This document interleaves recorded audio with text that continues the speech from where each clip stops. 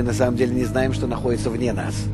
Мы уже ощущаем мир в себе, а что находится вне нас, мы никогда ощутить не можем.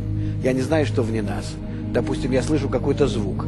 Так я предполагаю, что есть какое-то влияние, какой-то источник, создает звуковую волну, она приходит ко мне в ухо, давит на барабанную перепонку, оттуда начинается движение уже электрических сигналов, химических реакций, сопоставление с тем, что у меня есть в записи, в мозгу и так далее. И потом мне только выдается информация, что я слышу какой-то звук. А если это не просто звук, то и какую смысловую нагрузку он несет и так далее.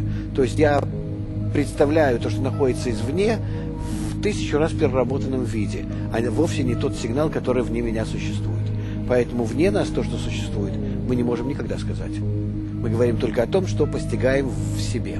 Но, в принципе, все это ведет нас к тому, чтобы мы поняли, что этого нам недостаточно для существования, и чтобы мы пришли к потребности в новом дополнительном органе чувств, для того, чтобы выйти за пределы нашего мира на совсем иной уровень ощущения, мироздания, в другое измерение.